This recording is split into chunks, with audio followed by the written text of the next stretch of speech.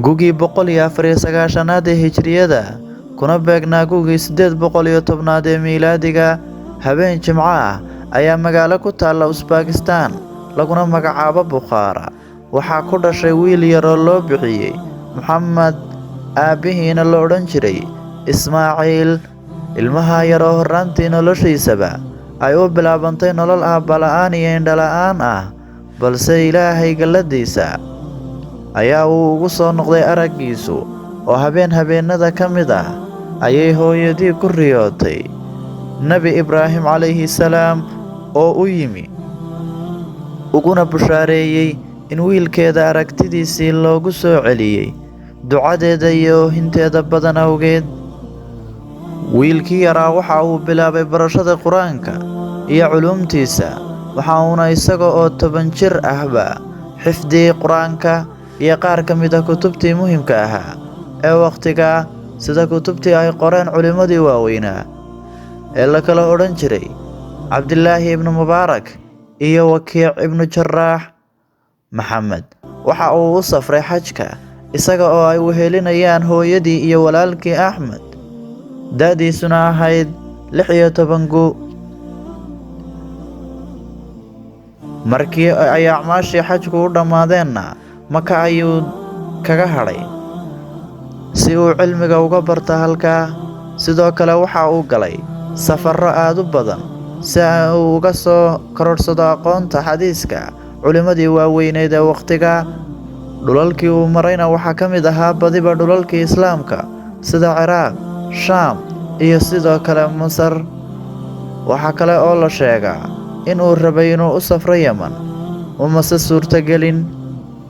Maxamed culimmadii uu aqoonta ka qaatayna waxaa lagu qiyaasaa in ka badan 1000 sheekh, waxaase ka mid ahaa Cali ibnu al-Madini, Axmed ibnu Xambal, Yaxya ibnu Maciin, Isxaaq ibnu Raawiya iyo Fadli ibnu Dakiin.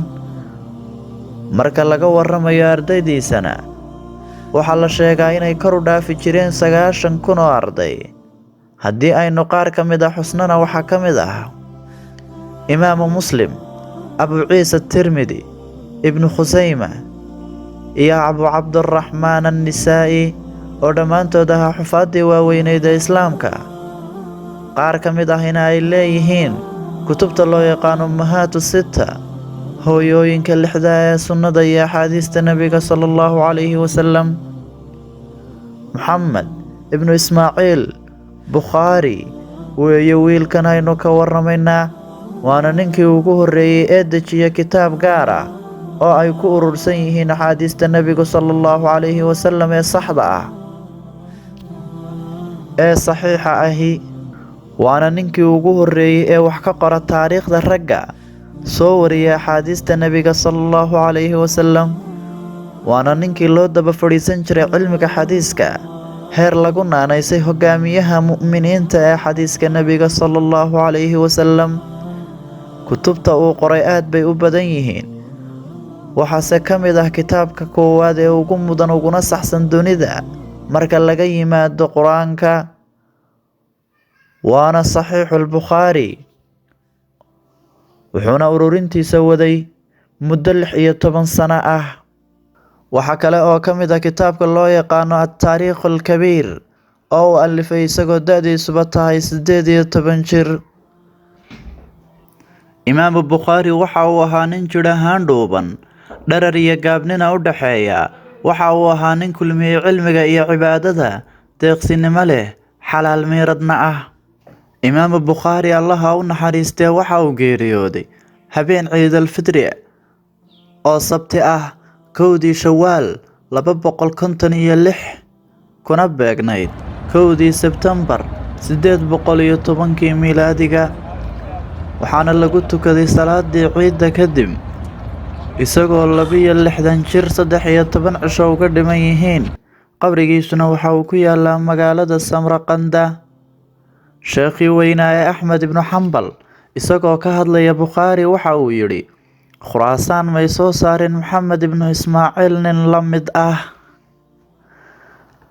Sheekh Maxamed ibnu Xaatim ayaa isna yidhi, waxaan galay Basra, Shaam, Xijaas iyo Kuufa, waxaanan arkay marka ay culimmadoodu soo hadal qaadaan Maxamed ibnu Ismaaciil, naftooda way ka fadili jireen oo qadarin jireen.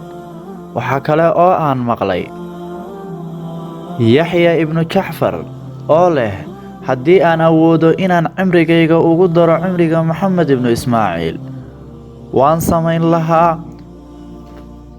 waayo geeridaydu waa keliya geeri nin, balse geerida Maxamed ibnu Ismaaciil waa geeridii cilmiga. Hadalladii Maxamed ibnu Ismaaciil Bukhaari, Allah ha u naxariistee, waxaa ka mid ahaa, kitaabkayga saxiixa xadiis kuma qoro ilaa aan maydho oo aan tukado 2 ragcadood mooyaane. Ma garanayo shay loo baahdo, haddii uu jirana kitaabka iyo sunnada ayuu ku jiraa. Ma jecli inaan hadal adduunyadu ku jirto ka hadlo. Haddaan ka hadlayana waxaan ku bilaabaa mahadnaqa Ilaahay iyo ammaantiisa. Waxaan ku rajo weynahay inaan Ilaahay la kulmo, anoon lay haysan qof aan xantay. Intaasi waa qaybo kooban oo ka mid ah taariikhdii ballaadhnayd ee Maxamed ibnu Ismaaciil al-Bukhaari. Wasalaamu calaykum waraxmatullaahi wabarakaatu.